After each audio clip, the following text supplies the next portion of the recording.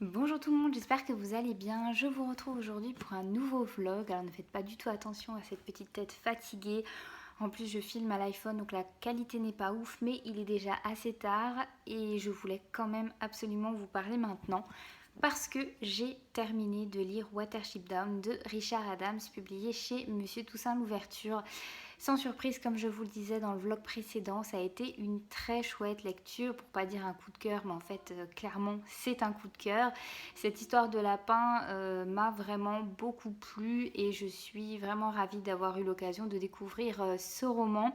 Je me suis aperçue qu'il faisait partie quand même des romans qui ont été le plus lus à travers le monde. Il a été vendu à plus de 50 millions d'exemplaires. Et je trouve ça assez dingue parce qu'il a été publié dans les années 70 et que du coup, je pense que son succès à l'époque a été comparable à celui qu'on peut avoir vécu il y a quelques années avec Harry Potter. Et je comprends pas pourquoi il est un peu retombé dans l'oubli. Enfin, en tout cas, c'est le ressenti que j'ai parce que pour ma part, j'avais jamais entendu parler de ce livre. Donc, je trouve ça assez fou de me dire qu'il a été vendu à plus de 50 millions d'exemplaires et que il fait vraiment partie des livres qui ont été, oui, le plus lus à travers le monde. Je trouve ça juste dingue. Il paraît qu'il fait partie des 50 livres préférés des lecteurs, quelque chose comme ça. Enfin, je sais pas d'où sortent les statistiques, mais voilà, a priori, c'est un grand classique que je ne connaissais pas et je trouve ça dommage qu'au fil des années, on les oublie, tout simplement, parce que pour moi, il a été un petit peu oublié. Et j'espère que grâce aux rééditions successives de la maison d'édition Monsieur Toussaint Louverture, les gens redécouvriront ce livre et le liront à nouveau parce que vraiment c'est une petite pépite. Pour moi c'est un roman qui est universel dans le sens où il peut être lu par des ados, il peut être lu par des adultes. Il peut être même lu, je pense, par des jeunes, je dirais à partir de 10-11 ans, hein, peut-être accompagné d'un adulte, mais voilà, c'est pas une lecture qui est très difficile et en même temps c'est très bien écrit. Et il y a beaucoup de sujets qui sont abordés dans ce livre qui fait qu'on peut avoir pas mal de pistes de réflexion à tout âge et vraiment j'ai trouvé ça super. Je vous ai déjà pas mal parlé de mon ressenti par rapport à ce livre dans mon vlog précédent, donc je vais m'arrêter là pour ça et je vous en reparlerai dans une vidéo update lecture. Mais vraiment, je vous conseille ce livre, c'est un bonheur à lire. Du coup, je vais quand même vous présenter, hop, je sors du cadre, il est un peu loin. Je vous présente dans la foulée ma prochaine lecture, celle que je vais entamer ce soir en fait. J'ai décidé de partir dans un tout autre registre et je vais lire Le temps est assassin de Michel Bussy, publié chez Presse de la Cité. Je me suis fixé le petit objectif personnel de lire un Michel Bussy par an. J'ai déjà lu Nymphéa Noir, c'était mon premier, je l'ai écouté d'ailleurs puisque je l'ai découvert en livre audio. Et ça avait été un coup de cœur incroyable. Et j'ai lu ensuite Un avion sans aile, qui est je pense celui que j'ai le moins aimé, mais que j'ai bien aimé quand même. Et Maman a tort, qui m'a fait vivre beaucoup d'émotions parce que je suis maman et que du coup ça m'a touchée assez profondément, mais qui était aussi une bonne enquête policière, même si j'ai trouvé que la fin était peut-être légèrement tirée par les cheveux, mais voilà. Je sais qu'avec Michel Bussy, je passe forcément un très très bon moment et c'est une lecture assez idéale pour l'été. Je pense que ça se lira assez vite, c'est des briques, en même temps c'est écrit assez gros et les pages se tournent très très vite. Donc voilà, cette année j'ai eu envie de lire Le temps est assassin parce que j'avais vraiment envie d'associer ce livre à la saison. Et du coup, comme ça se passe l'été en Corse, je me suis dit que c'était assez idéal. Donc on va voir ce que ça va donner. Et voilà, c'est à peu près tout. Je vais aller bouquiner. J'ai même pas dit quel jour on était. On est samedi le 18 juillet. Et demain, je vous poste une vidéo qui n'était pas du tout prévue et que j'ai filmée mais complètement à l'arrache hier. Enfin à l'arrache, je l'ai préparée mais en fait c'était pas du tout celle qui était prévue pour demain. Mais finalement j'avais très très envie de la faire. Il s'agit du bilan de mes lectures de mi-année et je trouvais vraiment le concept intéressant. C'était assez sympa de regarder en arrière et de voir un petit peu le chemin parcouru depuis janvier 2020. Donc évidemment au moment où vous verrez ce vlog, cette vidéo est déjà sortie. Vraiment c'est assez intéressant et puis du coup je vous ressors des livres que je vous ai pas forcément présentés ou alors il y a un petit moment. Voilà, c'est sous forme de tag avec des questions et c'était super chouette à tourner. Donc j'arrête de blablater, je vous retrouverai un petit peu plus tard quand j'aurai bien avancé dans les Michel Bussy. Et oui, moi je vais aller passer ma soirée à lire, je suis toute seule ce soir. Enfin toute seule, non pas vraiment. Mon petit garçon est dans son lit, il est déjà couché et son papa est de sortie. Donc voilà, je suis dans une maison au calme et je pense que tout est propice pour bien entamer ma nouvelle lecture. Coucou, je vous retrouve pour vous faire un petit update de mes lectures.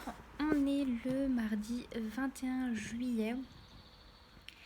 Et vous vous en êtes aperçu, je ne publierai pas de vlog mercredi, donc demain pour moi. Vous, c'est déjà passé du coup, parce que j'ai pas assez de contenu et parce que voilà, c'est comme ça. Je n'ai pas vraiment besoin de me justifier, mais ça me fait tout drôle parce que j'ai quand même tenu 9 semaines non-stop avec un vlog une fois par semaine. Mais là, ça va être un peu chaud patate. Et de toute façon, je pense que ça va un petit peu ralentir. Comme moi, je suis en train de ralentir tout doucement. Je ne vais pas vous saouler à tous les vlogs pour vous dire que je fais plus doucement. Mais voilà, je fais plus doucement. Je crois que vous vous en foutez. C'est moi que ça... C'est moi que ça traumatise parce que j'aime trop faire plein de trucs et j'ai encore du mal à accepter que je suis fatiguée et que je peux pas faire tout ce que j'ai envie. Mais voilà, c'est comme ça. D'un autre côté, j'ai plus de temps, en tout cas je prends plus de temps pour lire et pour me poser, donc ça c'est cool. Donc je reviens pour vous faire un premier update du roman de Michel Bussy que je suis en train de lire, donc Le Temps est assassin, publié chez Presse de la Cité. C'est un livre qui est sorti en 2016, il me semble que c'est un auteur qui est suffisamment prolifique pour sortir un livre par an. Donc voilà, c'est pas un des plus récents, mais je les lis au gré de mes envies et pas forcément dans l'ordre dans lequel il les a écrits, de toute façon ça n'a pas d'importance. J'en suis à la page 222, donc j'ai bien avancé. Je suis pas encore à la moitié, mais j'avance bien. Et écoutez, c'est très sympa. C'est une lecture qui est super chouette et super adaptée pour l'été, je trouve. Bon, ça se passe en Corse, donc j'ai l'impression d'être un petit peu en vacances en même temps. L'histoire, c'est celle de Clotilde. L'été de ses 15 ans, sa famille a un accident de voiture et sa maman, son papa et son frère décèdent. Elle est une sorte de miraculée parce qu'elle a quasiment pas de blessures et elle survit à cet accident. Et l'histoire débute 27 ans plus tard quand elle décide d'enfin retourner en Corse comme une sorte un peu de pèlerinage, mais elle se rend compte que finalement il y a des zones d'ombre par rapport à cet accident. Est-ce que c'en est vraiment un? Donc voilà, on va mener un petit peu l'enquête avec un roman qui est écrit sur 2 temporalités, puisque lorsqu'elle était ado, donc pendant ses vacances, ses fameuses et funestes vacances en 1989, elle a écrit comme une espèce de journal, un carnet. Donc on va avoir une alternance de chapitres entre donc l'été 89 et l'été 2016. Je trouve que ça se lit très bien. Voilà, la plume est sans fioriture. C'est pas foufou, mais ça se lit en même temps super vite. Et puis c'est ça qu'on attend dans ce genre de roman.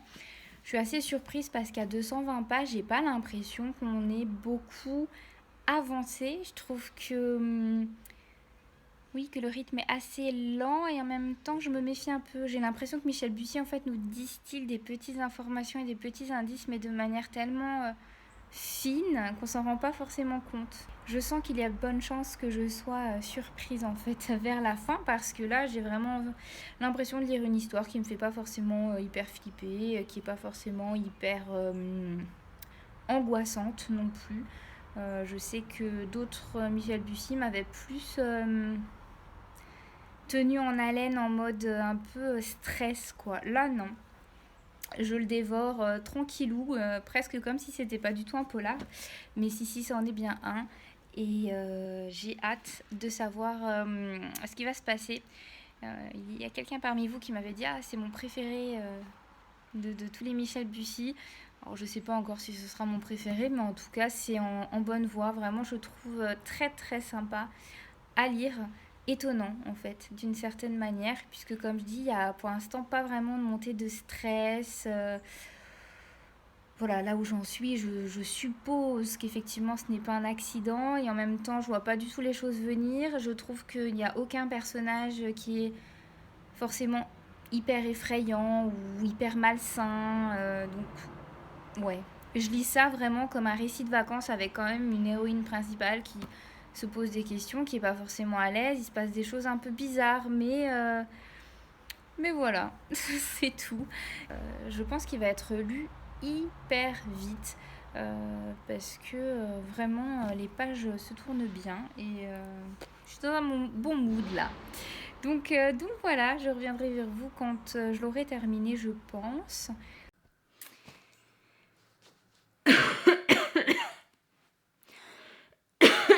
Ça commence bien. Bon, je vous retrouve dans une dernière séquence de vlog. Je sais même plus quelle journée. On est le vendredi 24 juillet. Et je me suis dit que j'allais vous reprendre. Hier a été une journée plutôt productive pour ma chaîne YouTube. Parce que j'ai eu le temps de faire une vidéo qui me tenait à cœur, que j'avais très très envie de faire. Elle est un petit peu longue, elle fait 17 minutes. C'est assez rare que je vous fasse des vidéos aussi longues, mais vraiment j'ai pas réussi à mieux couper. À la base j'avais quand même des rushs de 30 minutes à peu près, donc 17 minutes ça va. Bon, c'est une vidéo que vous verrez début septembre, donc pas tout de suite, mais j'étais super contente de la tourner, surtout qu'exceptionnellement j'étais toute seule à la maison hier et donc je me suis fait le petit kiff de filmer devant mes bibliothèques, donc ça m'a fait bien plaisir, mais bon voilà, comme vous le voyez je suis de nouveau dans mon fond bleu pour ne déranger personne ce matin, ce qui est bien normal. Et donc j'ai fait le montage dans la foulée, donc je suis contente, et j'ai fait également le montage d'un update lecture qui arrivera prochainement sur la chaîne et que j'avais filmé il y a au moins 2 semaines, mais j'avais pas eu le temps encore de le faire, donc je suis contente parce que j'ai bien avancé. Sinon je vous ai pas beaucoup pris ces derniers temps parce que j'ai vraiment ralenti.